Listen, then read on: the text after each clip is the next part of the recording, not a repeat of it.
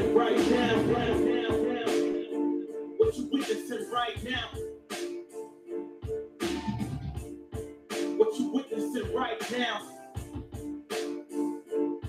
What you witnessing right now? What you witnessing right now? It's passion in my blood.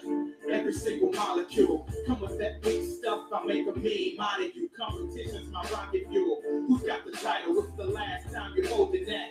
Swear on the Bible, man, this feels like a pro-am. You're buried in barbarians of rap Conans. Hit the stands and get a program. I'm an MC, man, I'm giving you no chance. Y'all all talking, no action. This one's action. Stuck to the plate, cause we're ready to eat. My town's a witness. I know the down and distance. Chase it down and pin it. When I pin, it's like a pennant. You out of line, can't touch this crown of mine. Step to the plate, cause we ready to eat. My town's a witness. I know the down and distance. Chase it down and pin it. When I pin, it's like a pennant. You out of line, can't touch this crown of mine.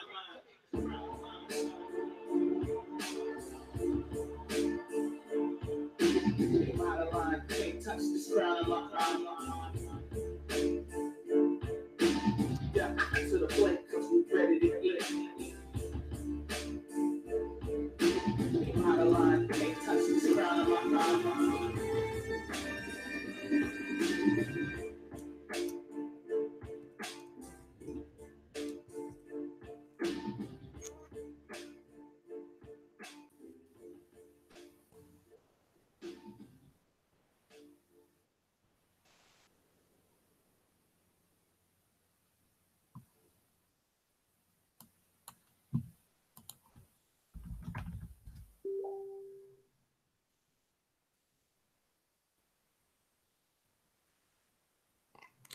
Yo, what's good, man? Yo, what's up, buddy? Not much.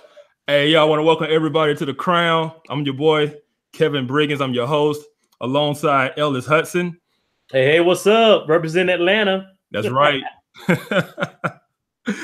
right, so we're going to do some intros. I'm going to start off.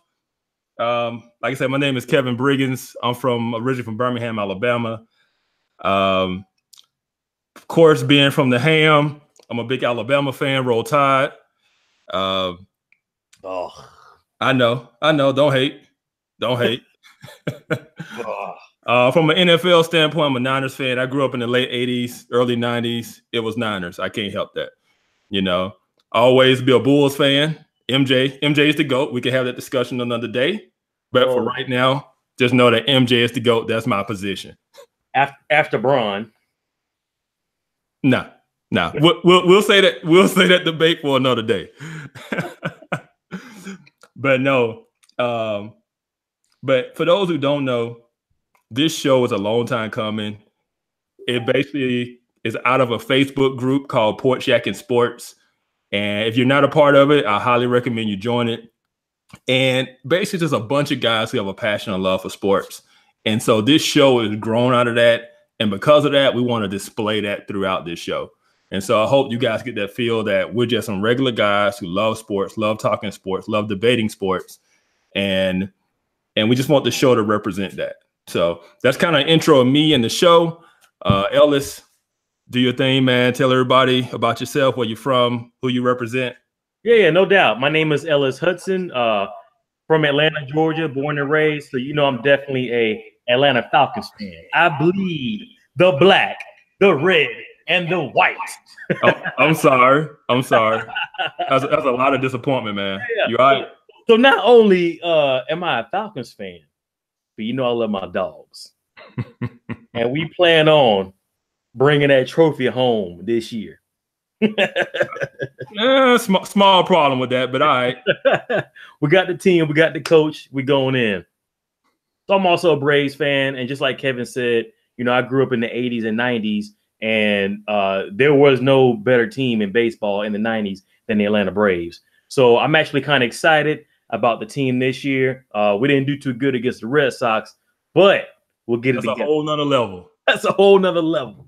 That's a whole nother level. Those guys are seasoned. So they got a good squad. We got a good squad. We got a good young squad. And we'll talk more about the Braves later on. But yeah, born and raised here in Atlanta. Army vet, did 20 years in the Army, did a little bit of intel. little bit of recruiting, and currently retired. And now I'm ready to talk about sports. All right. And I should lay down on the table too. I'm a Braves fan too, so I grew up in the Mack, Glavine, and Smoltz era. So yeah, right on. Yep. David Justice, Fred. That's one thing we got in common. It is. That's common ground. That's our Switzerland. Yeah. All right. So we had this whole show laid out. We had what we were going to talk about, what we were going to do. And we decided that we're going to have to call an audible. And we got to call the audible because there's something that's just taking over the landscape. It's all over TV. It's all over our timelines. It's taking over the group today. And that's the Colin Kaepernick Nike ad. And so we're going to kind of lay out our thoughts on the whole Kaepernick situation, kind of get it out there, get it, I don't want to say out the way because I want to just make it like we're just missing it, but we want to get the on the field stuff. And so we're going to kind of address that, and then we can move and get to the on the field stuff we want to talk about. Yeah, so Ellis, man, you go first, man. What's your position, man? How you feel about all of this? Yeah, so here's my position. I being an Army vet, I can definitely respect somebody who wants to protest. I mean, that's the whole reason why we have America, so people can protest and have the right to protest. So I get it. I 1000% get it. On the flip side of that, I will say I think that us as a society, as a people, I think we dropped the ball on Kaepernick. I think that he initially started this movement, and I don't think we continued it. I think what we did is we stuck behind our phones, we stuck behind our keyboards, and we complained, and we talked about what we thought he was protesting, and nobody is talking about the real issue, and that's police brutality. So I think that us as a people, I think that we dropped the ball on that. I think that we didn't continue on with that discussion, with that debate, and nobody's really talking about the real issue. So I think that's my deal on it. I don't think that Kaepernick as a player, I probably wouldn't want him on the Falcons team because it brings a lot of outside issues and not really about football. So that's my opinion about Cap. Like I said, I wouldn't want him on the Falcons team. Yeah. This is how I always say talent has to outweigh baggage. Yeah, it's got to outweigh baggage. If Cam Newton makes that protest, Cam Newton has a job today. Yeah. And, I mean, and something as small as, let's say, like a Dez Bryant, Dez Bryant brings drama. Man, that's perfect. He ain't playing. Nobody wants him. Yeah. He may get on a team probably week 6, there's a big injury. Yeah. But you got a team like Cleveland. How many games they win last year? You in a low place, you get turned down by the Browns. Yeah, the Browns turned them down. So and here's the thing. You know what really brought it front and center was T.O. Do you want to repeat T.O.? Do you want to go through that again? No. Yeah. No. Yeah. T.O. made the Hall of Fame about him. He made this whole spectacle about him. No team wants to go through that again. No team wants to break up chemistry, whether it's Cap, whether it's, Dez or, nobody wants that. Because no matter how you look at it, no matter the no matter the reason, no matter how you look at it, this is $1 billion industry, billion with a B. Yeah. You know what I'm saying? So, people are paying hard-earned money to go see these players play. It's entertainment, sports entertainment. Yeah. And these owners don't want the drama. They don't want the drama. Yeah. If Cap would have said, you know what, I said my piece. It's over now. Outside of football, I'll do this, I'll do that. I will be in my community. But when it comes to football and play football, he might be playing. But I don't think he ever conveyed that he wanted to play. He's talented enough to be on the roster. I mean, we know that. It's some second and third string quarterbacks we know that Kaepernick is better than. Absolutely. Right. Absolutely. It's just an issue of, is a second string quarterback worth what you're talking about, because no matter how you look at it, once you bring them into a locker room, the locker room is going to be divided because people are going to feel very differently. Yeah, it's going to be divided. People are mad about him protesting the anthem, and he's not. No, not protesting. He's not protesting the anthem. Yeah. I forget the veteran's name, but Cap was sitting down, right? And the veteran reached out to him and said, "Hey, that's disrespectful. People are going to think you're disrespecting the flag if you sit down." Cap said, "You know what? I don't want to disrespect the flag. I'll kneel." Yeah. Right? The veteran told him to do that. He knelt. He said, I'm not here to disrespect anybody. So he knelt. Yeah. And the narrative was written that he is disrespecting the flag. He's disrespecting America. He's disrespecting soldiers. That narrative was written because it's a better story. Yeah. Yeah. And I'll say this too. I wish that vet had gave him one more piece of advice. Because once you do that, people are going to think that, right? Yep. When you go to that podium for your press conference, you need to have on red, white, and blue. Yeah. So that's not even the issue. Yep. But when he stepped to that podium wearing the Fidel Castro T-shirt, that was the nail in the coffin. Lost it. Yeah, he lost it. He lost it. He lost that middle America patriotic, because now they're gonna think, oh man, you can't stand for the anthem and the flag, but you can wear you're in your conscience, you can wear a Fidel Castro T-shirt, a communist dictator that killed that oppressed how many people?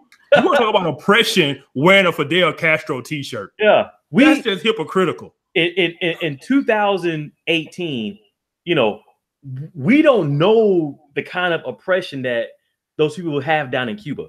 Yeah. Hey, ain't nobody swimming 90 miles the other way. No. I'll put it like that. No. But my whole issue with the whole thing is neither side is listening to the other. Kaepernick lost the crowd when he did that. Absolutely. But at the same time, you got to hold people responsible for not listening at all. Yep. Absolutely. Right? Absolutely. Totally dismissing everything based on being in their feelings about the flag or patriotism, and not saying, you know what, maybe not every unarmed police shooting, but there have been some where you're like, man, they should have got a conviction out of that. Yeah. Right. Yeah. But you know what? 100% across the board. There's some but the fact that there are hardly zero any convictions. Yeah. And you know what, Kevin? Also, there's no discussion. No. There's no, a town hall meeting, something. Yeah. Some sort of something, where some civil leaders are talking to politicians, something where America can say, you know what? We're progressing. Man, we are MSNBC and we are Fox News. Yeah. And we're just doing this. Yeah. Nothing's productive. We're on our side, surrounded by people who think like us, and we're okay with that. But no, this conversation, we need to have the conversation. It's kind of like what I felt like with the Trayvon Martin case. Regardless of the outcome of the case, we at least should have had a discussion on what it means to racial profile.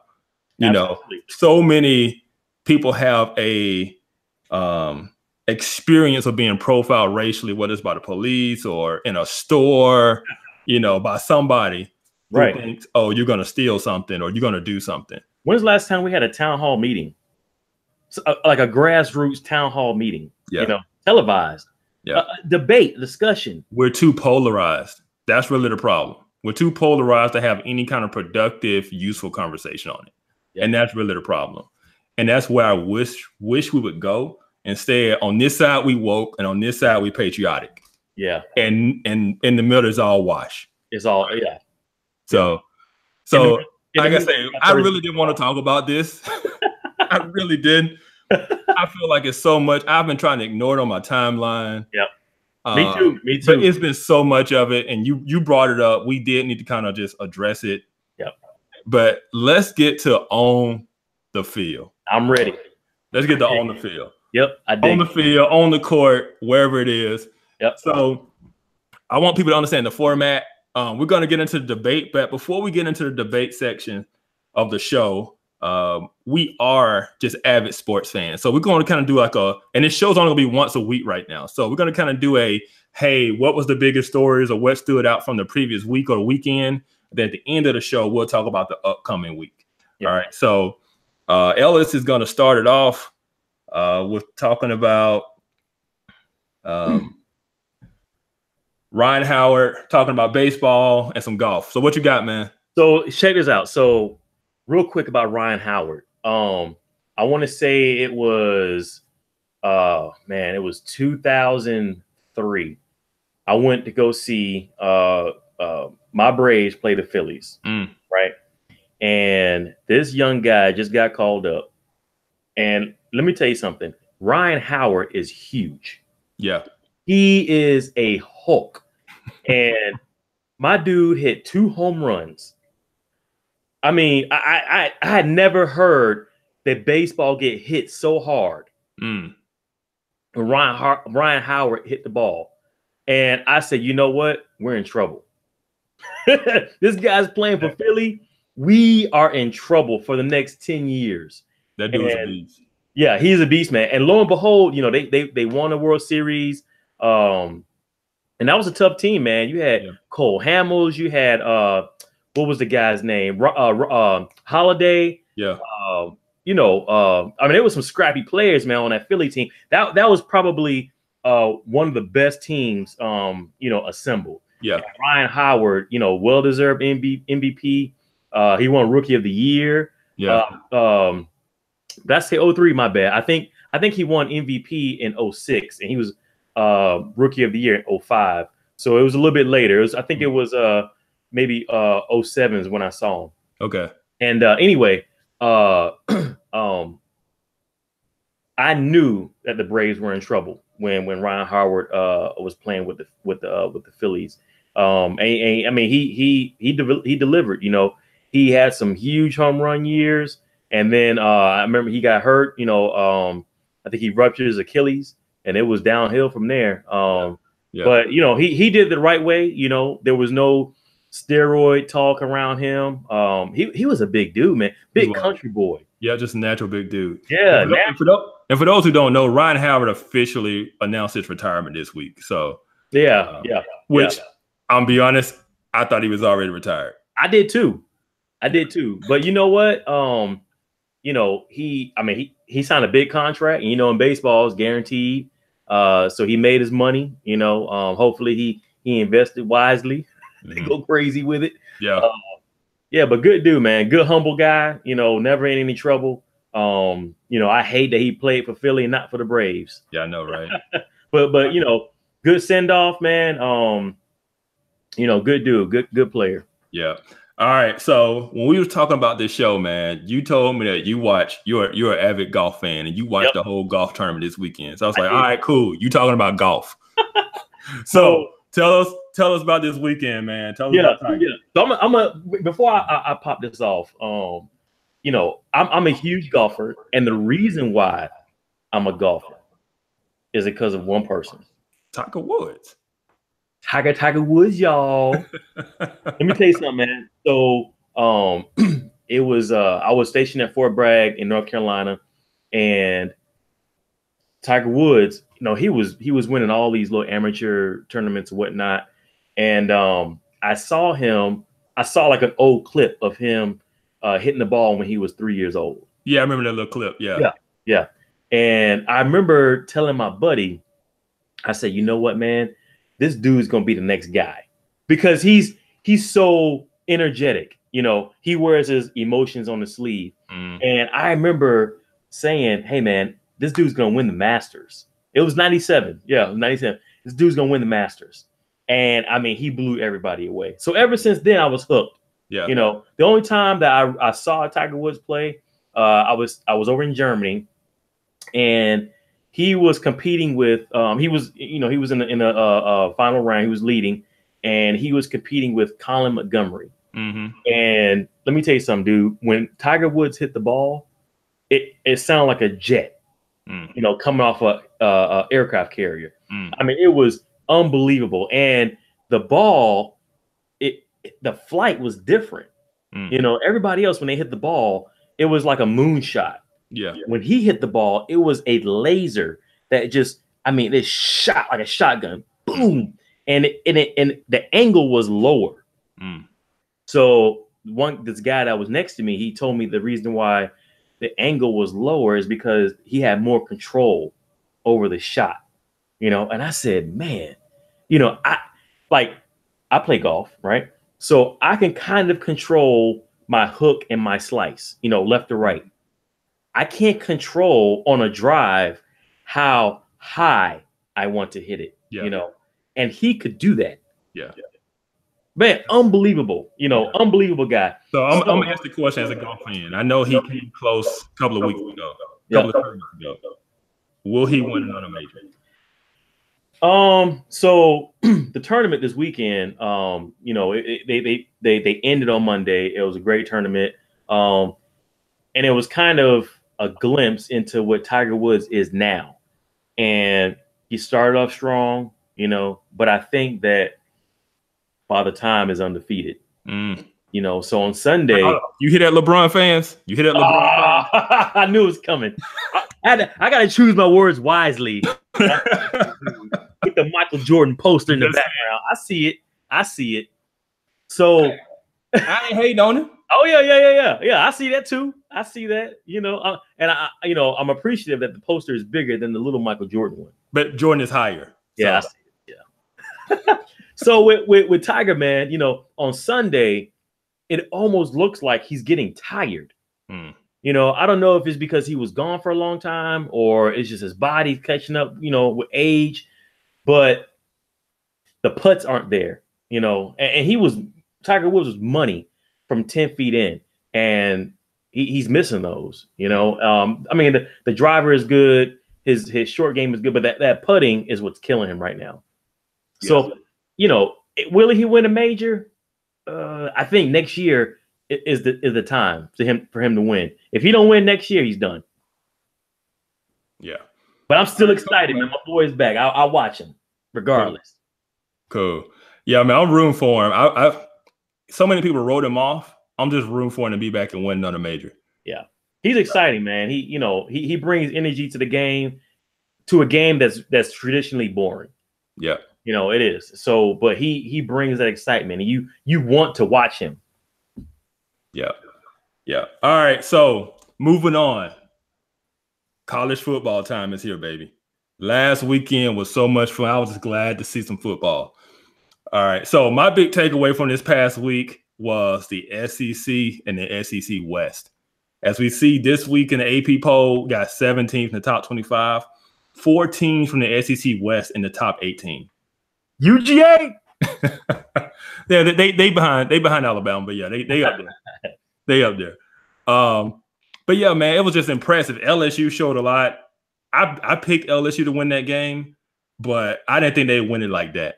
Yeah. I mean, they just took for all the SEC fans out there, Mark Richt looked like Mark Richt. Whether he's at Georgia or whether he's at Miami. Yep. Mark Absolutely. Richt.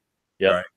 When that you know what, Mark Richt, when that light is bright, he doesn't, he doesn't step it up. And no. I mean, that was the only game on. It was prime time. That was there to make his mark, and he faltered. Yeah. We were used to that. Yep. Auburn had a big win over Washington. I'll be honest, I did not have a lot of faith in Gus going into an opening game because he's been known to do some crazy stuff like play 3 quarterbacks, and they have issues on the offensive line, but their defense is so good they were able to overcome those offensive issues. Got a big win over Washington, who will probably win the Pac-12 because the Pac-12 is horrible. I mean, honestly, man, I watched that game too. That was probably the best game of the weekend. Yeah. And I think Washington lost that game. Auburn didn't win. Washington lost that game. Yeah, you could say. I'll say this. To me, Auburn was the more aggressive and the more physical team. Yeah. I was really disappointed in Jake Browning. He's a 4th-year senior, and he still gets skittish in the pocket like he's a freshman. Yeah. Right. And it's easy to disrupt him. He's very talented, but he just if you get in his area, he's not going to make good decisions. He needs a clean pocket to be successful. Yeah. I get over that. Yeah. And of course, the whole quarterback situation in Alabama was settled. Oh man. Which we already knew, regardless of what. Hold on. Are we gonna discuss where I came from first? What? About my boy Hurts? How they did my boy Hurts. So how they doing? I'm just let y'all know. So I was pulling for Jalen. I'm not a Bama fan. I'm far from it. But Jalen didn't mess up. He didn't lose the job. He went to 2 back-to-back championships. Hold on, man. He went back-to-back championships on a team that really traditionally doesn't need a big-time quarterback. They don't.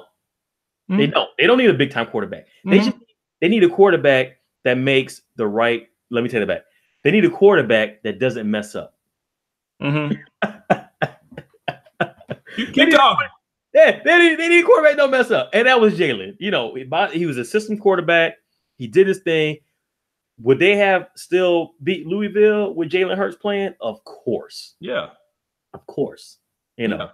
But nowhere near as efficiently. So I say that to say this: Tua is good, and I watched that game because I was ready to hate. I was waiting for Tua to mess up.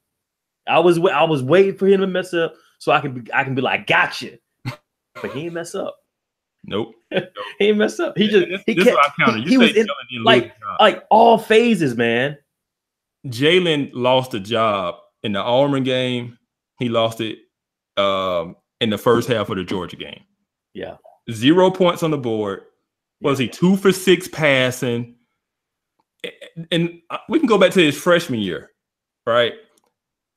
We beat LSU 10-0. Everybody want to talk about the play he made at the end with his legs. But the reason we were in that position because he's ineffective in the passing game. That's true. Right. He doesn't progress. He doesn't do his progression. No. So yes, Alabama needs a game manager, somebody that doesn't mess up, but you also have to have somebody who can make plays in the passing game. AJ McCarron, Greg McElroy, Jay Coker, Blake Sims can all make plays in the passing game. Jalen struggles with that. So when you're playing a top-notch defense like Georgia, like LSU, like Auburn, who takes away our run game and makes us beat them through the air, he just can't do it. Tua better not lose. He better go undefeated. I'll be on this shit. This is what I will say. Tua does not have 2015 and 2016 Alabama defense either. This defense is a work in progress. That's true. So if we lose, we're gonna lose because we gave up some points, not because we kept having to punt. And that's the difference. We won despite Jalen, but despite his inefficiencies. Yeah, we can win because of Tua's strengths, and that's the difference in the two quarterbacks.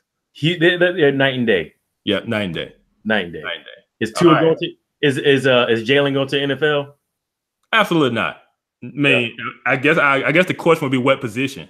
At quarterback, no. He just can't play halfback. I don't know because he's a stride runner, right? He's not a quick feet kind of guy. You know what's going to happen? What? You know what's going to happen? Black quarterback. Now they want him to be a running back. You already know, man. You already know. Hey, I don't care if you black or white, purple or green or yellow. You got to be able to read progressions and coverage. Absolutely, but you already know what's going to happen. Hey, Lamar Jackson will be catching balls in a minute, but let me move on because I'll talk about college football all day. No doubt. All right, so let's talk about Serena Williams, the GOAT. We can agree on that one, right? Yeah. Yep. Oh, yes. She is the GOAT, the greatest female athlete of all time, and she's continuing to dominate right now. Yeah. Before you go into the U.S. Open, do you think Serena would have dominated in the 80s with those players, with the women like Martina, Steffi Graf? I believe she would have had some great rivalries with them, but I think at the end of the day, she would have been considered the best. Okay. Right? She would have lost to Steffi Graf. She would have lost to Martina Navratilova. She would have lost to them, but she would have beat them. Yeah, it would have been a great era of tennis. I would have loved to have seen it. Yeah, it definitely would have. Jennifer Capriati. Yep. Monica Seles. I would have loved to see Serena in that era of 80s and 90s. Yeah, because Steffi Graf was a big girl too. Oh yeah. I was a big Steffi Graf fan. I mean, I was a sports. I'm telling you, I'm pretty sure I was the only dude in the hood that had NASCAR stuff up on his wall. Bro, if it was sports, I was watching it. Yeah. I was watching golf with Greg Norman and Chichi Rodriguez and Fred Couples. Yes. I was watching women's tennis, Steffi Graf. Of course, men's tennis because you had Agassi and Sampras back then too. Yep. So I say I was just a sports nut. So yeah, I was all on it. And so that's why I think I got a good frame of reference to kind of say what Serena would fall, because I was watching it back then, even as a kid. Yeah. But she's just ridiculous. The way she's bounced back, being away from the game, you know, having a child and coming back and kind of picking up where she left off. I mean, that's crazy, right? It's crazy. It's crazy. She smashed her sister. Yeah. Like, I mean, Venus. Like 6'1". Hold up. I'm gonna say this. Venus, step your game up. Yeah. Venus, you might want to retire. Yeah. You can't keep being by your little sister like this. Yeah. That don't make no sense. Killed her. At least let go, 3 or 4 sets. Yeah. You can't be getting beat in straight sets. Now, do they still play doubles? They do. Okay. They do. But yeah, so she's in the semifinals, which we fully expect her to be in the finals. When we came on the air, what's her name? The other American black girl. Oh, God, what's her name? Yeah, she was winning. She was in the second set. She was already up 1-0. She was winning the second set. So I think it's possible we can have an All-American women's finals in the U.S. Open, which would be pretty cool. Yeah. All right. When so that's happened. Yeah. All right. So that takes care of our kind of what happened this past week, what we're looking forward to. Now let's get into the debates. This is what we do. This group that we made on Facebook was made because everybody was having a debate about who was the GOAT between LeBron and Jordan. And I said, hey, let's take it all to one group and let's debate it out. So this group was built on debate. We're not going to debate that topic because it's football season. Yeah. But we're going to debate. I'll probably win anyway, so. Nah. I ain't even worried about that. All right, so let me get this going. So this is our first topic. Our first question. Did Nick Saban mishandle the quarterback situation? And it's on you because I know you got some thoughts on this. Where you stand on this? Yeah. You know what? I think Nick Saban absolutely mishandled that situation. He's smart. He's a smart guy.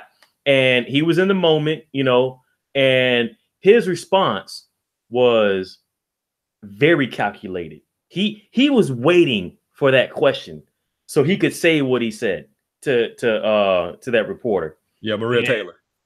Right. Very calculated, and he knew that question was going to come up.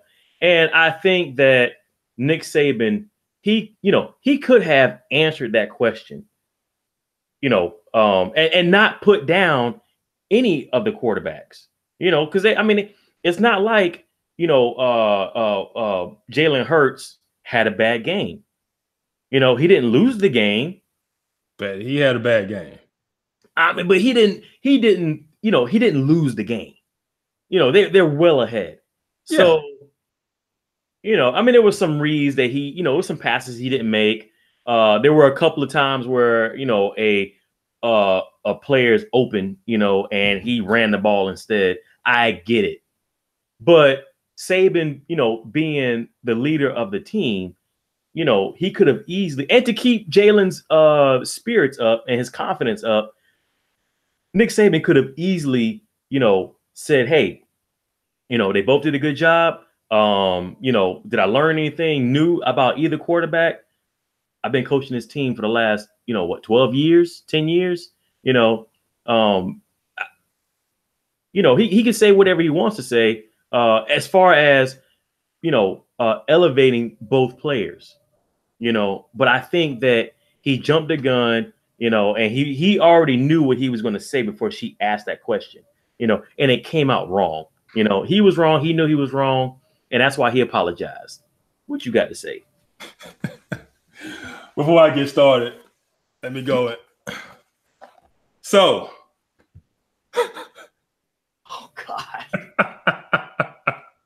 Where my bulldog at? Hey, Roxy. Don't bring that in there. Don't bring that to this show. Come here, Roxy.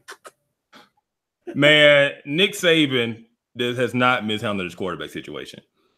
I think the media just want to know. We want to know. The media wants to know. But he ain't got to tell us nothing. Right? He don't have to give a sound bite so we can run and talk for the next week over what he said. Right? Because what Nick feels. Nick feels as if, because he's heard the talk. He's heard us talk about Jalen's mistakes and this and that and what Jalen isn't. And he don't want to add to that. And so he's trying not to get baited into that. And so I don't think he mishandled it. I think he's handled it. I'm not going to say he couldn't have handled it better, as in, like he said, hey, I could have not went off or whatever. But at the same time, the position he's taking, I understand it. Because he's saying, look, I'm not going to say nothing bad about Jalen because he knows Jalen is prime example. Tua had 6 possessions. We scored 5 touchdowns. The only time they didn't score is when the receiver fumbled in the red zone. It was about to be 6 for 6. Jalen had 4 possessions. In those 4 possessions, we came out with 1 field goal. That's the difference. And everybody sees that. He was cold. Yeah, he's been cold for 2 years. He was cold. He got to get warmed up. Everybody has seen that. And so it's not even need to ask the question. You already know. And so Nick is trying not to say it, but just go out and just kind of show, it's Tua's team. Tua's our quarterback. But he's trying not to say it because he's trying not to reflect something negative upon Jalen because he likes Jalen. He respects Jalen. Right? So that's why I don't think he's mishandled it, because I get where he's coming from. All right. So here's my rebuttal. So, that question had to be asked. That is the elephant in the room. They were about to lose the national championship. They went from one quarterback who has been there for 2 years to an unknown. Tua came out of nowhere and brought them out of the grave and won a championship. And this is the next game after that. That the whole country wants to know that, and I think she gave him a layup.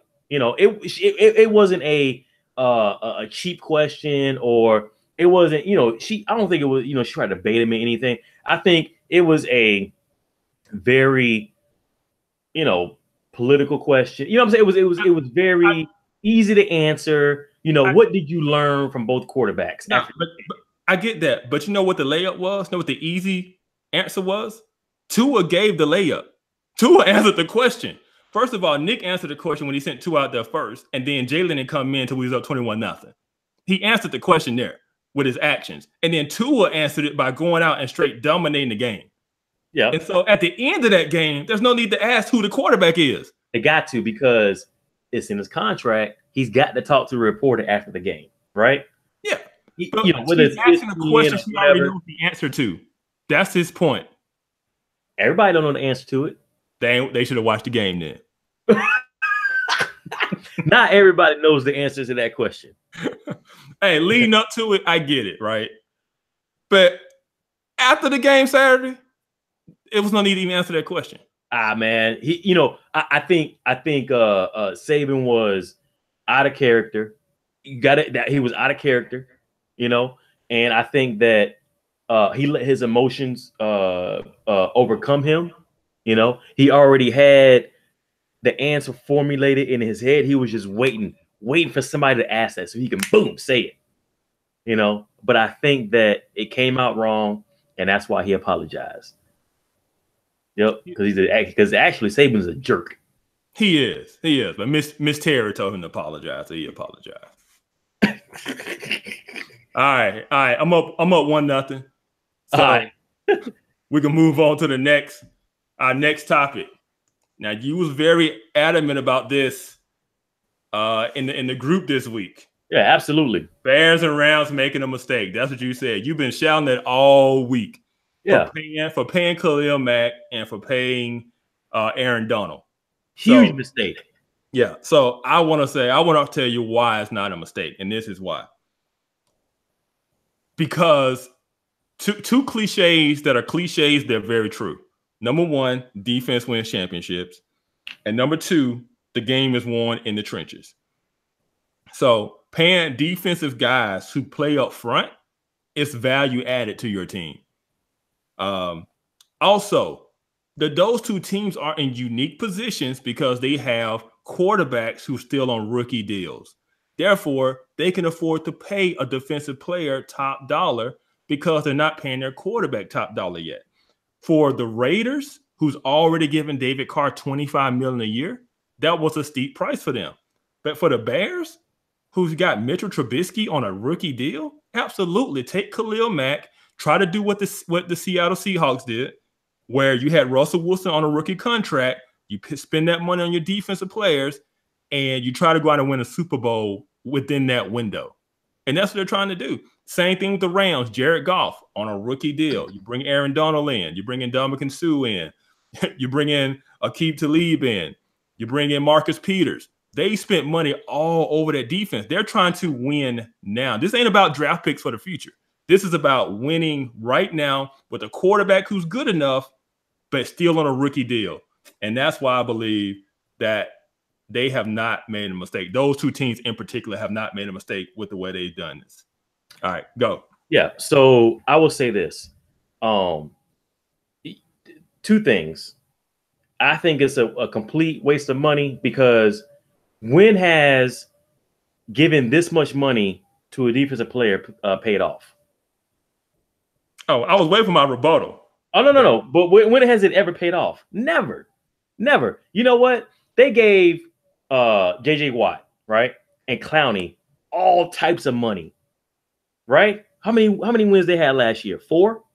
And the year before that, they won 8. Do they only have 4 wins because they paid their defensive players or because Deshaun Watson tore his ACL? Hold on. Now, defensive players don't win games. Good quarterbacks do. Yes. Okay. Good quarterbacks win games. All right. Defensive players, I mean, max defensive players, all-pro defensive players do not win games. Right? Okay. When's the last time the Patriots had a top-notch defensive player that actually won them a Super Bowl or won them a game? Doing early in their early runs. I tell you. No. Teddy Bruschi, Ty Law.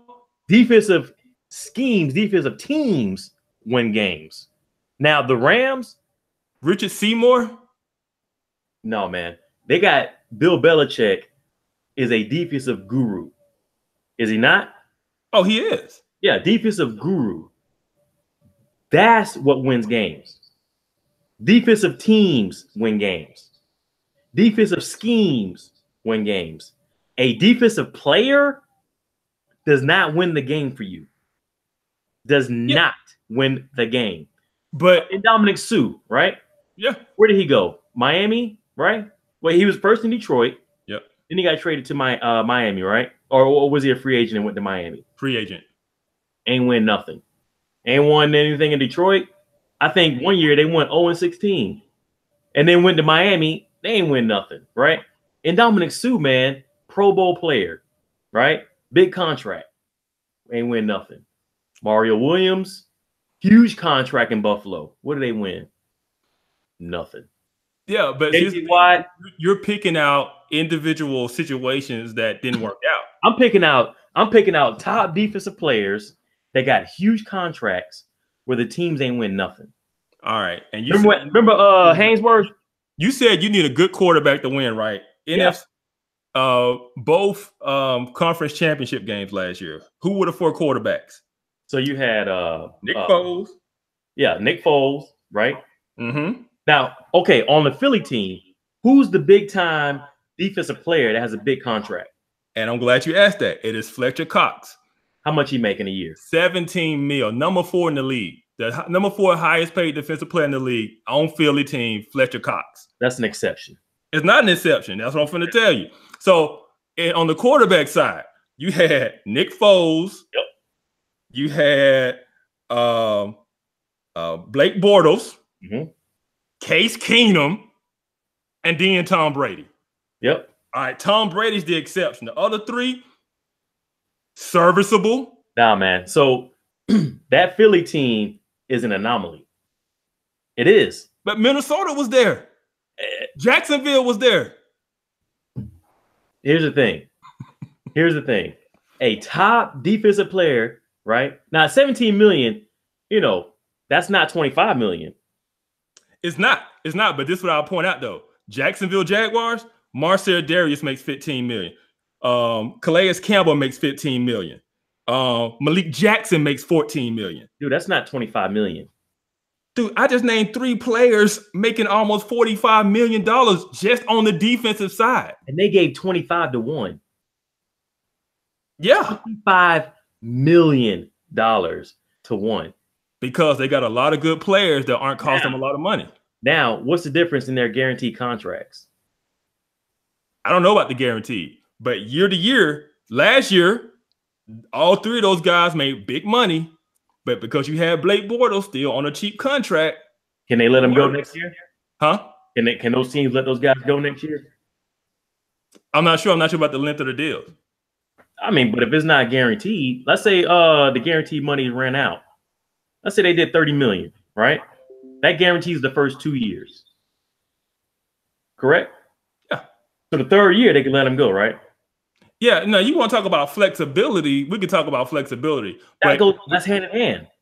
It doesn't. The question is, can you pay somebody $25 million and still field a good team around them? And the answer is yes, you can. No way. No way.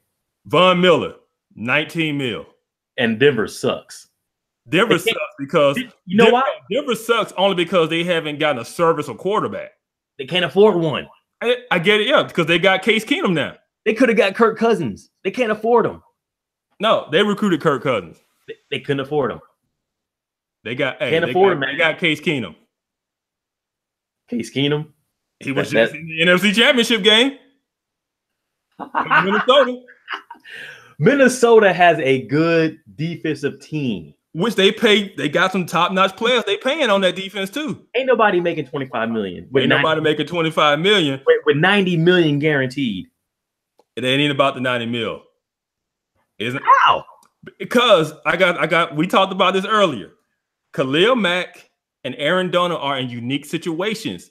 They're guys who are very young, getting these big contracts earlier than guys in the past have gotten them. Guys, Albert Haynesworth, usually guys get their big contract, they're 28, 29. So by the time the contract plays out, they're in their 30s and not any good anymore.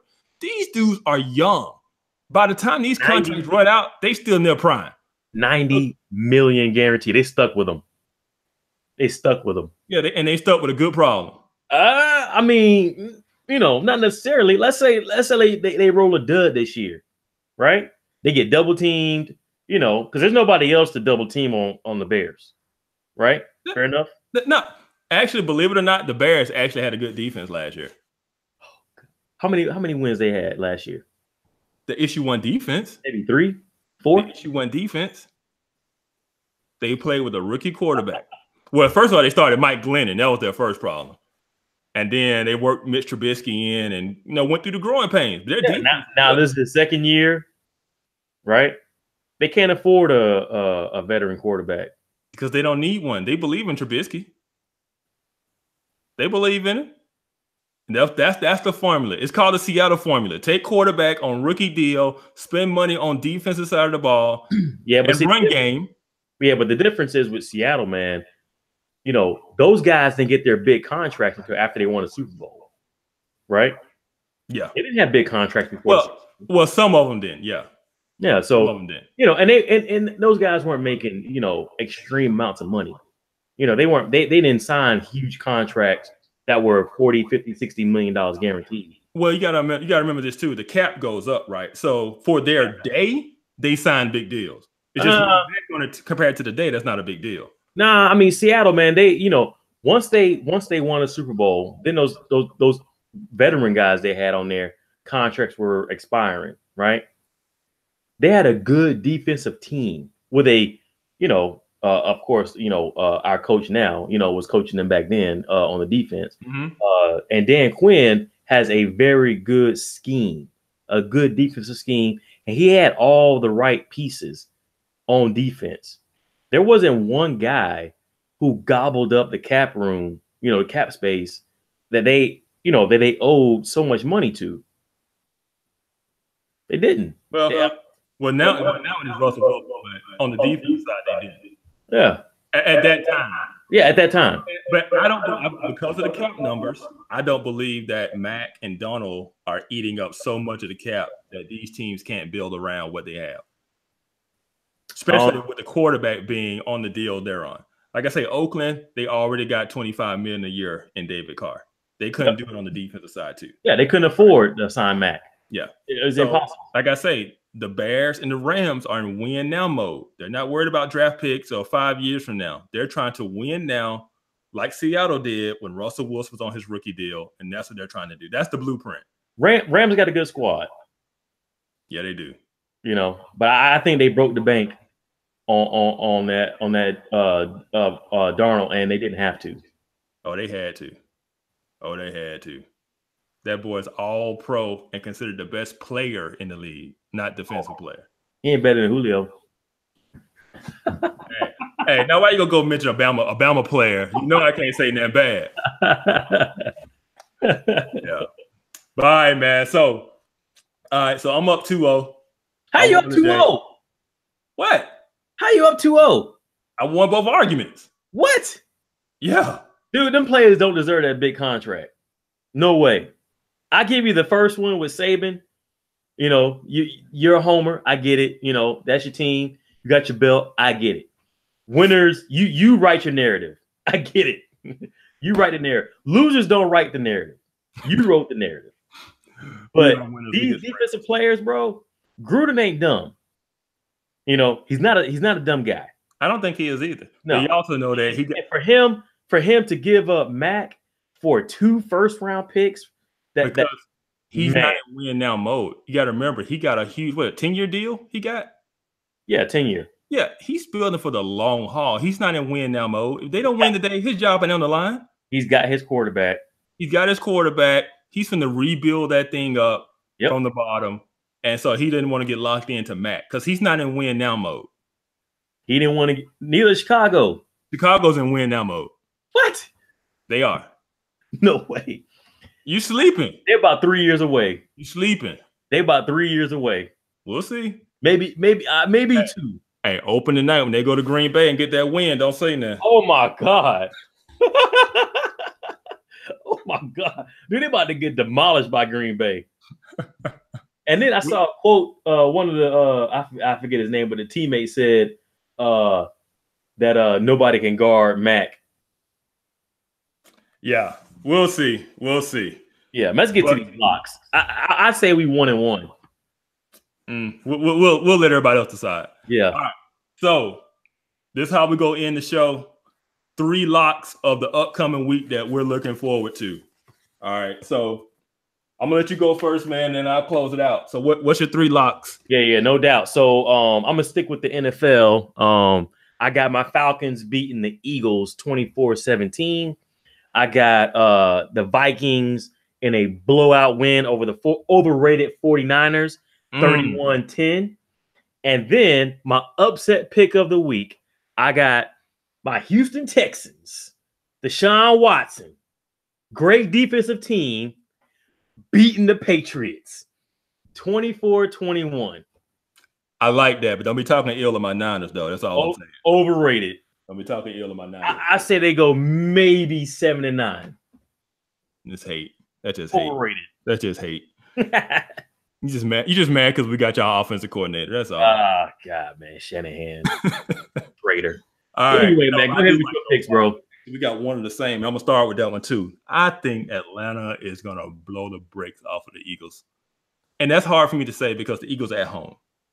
But I believe you got a Super Bowl hangover, and Nick Foles just has not played well in the preseason. Yep. So if the Carson Wentz gets back, I'm not buying the Nick Foles thing. And Atlanta should have beat them in that playoff game last year. You're right. I think Atlanta's coming in focus. Julio got paid. I think that defense under Dan Quinn has another year. I think Atlanta is in for a good year, and I think they started off by showing that by going to Philly and winning big. Absolutely. Yep. All right. My other lock is this week, Tua Tagovailoa, the Heisman favorite, is going to account for 5 touchdowns, at least 5 touchdowns, passing and running, and he's going to pass for over 300 yards this week. So that's my lock. Lock that in. Kevin went out on a limb on that one. Who are they playing again? That ain't the point. Redan High School. Who are they playing? That's not the point. Cochise College. All right. Final lock. And you can lock this down. Yeah. Lock this down. I'm going to call for an upset. Okay.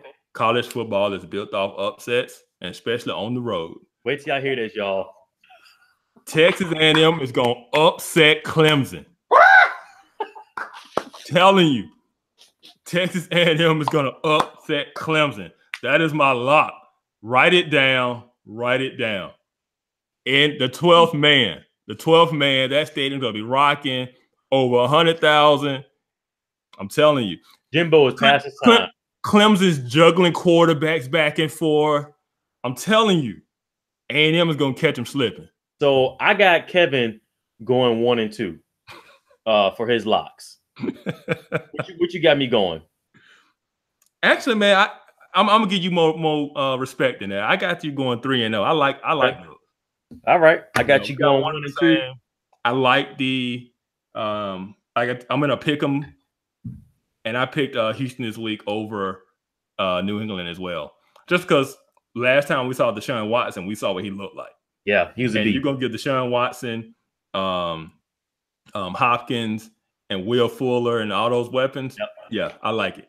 Got a healthy defense too coming. Healthy defense. Yep. So, yeah, I like those, man. I'm with you on that. So I got you going 3-0 this week. I wish I had some more support from the other side. Nah, bro, 1-2. Man, A&M is not. No way. No, not beating Clemson. Hey, I like Jimbo. To me, it's just one of those weird games. If you watch Clemson last year, they're not the defense is ridiculous up front. Their front four is ridiculous. The back end of their defense is not that great.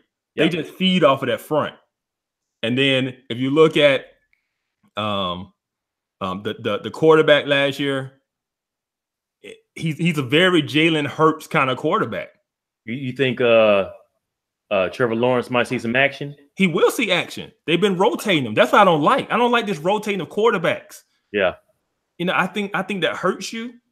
And you got a true freshman going to A&M on the road, 12th man, crazy atmosphere. I'm picking upset. Okay. So just real quick, since you don't like rotating quarterbacks, you think Hurts is going to see the field? I mean, after Tua account for his 5 touchdowns, 300 yards, yeah. Wow. So then Hurts gets the scraps. We'll see. We'll talk about that because it's some red shirting possibilities. Yeah. I would not be surprised to see when Tua comes out of the game if Mack Jones comes in and takes those relief reps. Okay, no doubt. I wouldn't be surprised to see it. Yeah, we'll talk about it. Yep. All right, everybody. So that's the show. This is The Crown.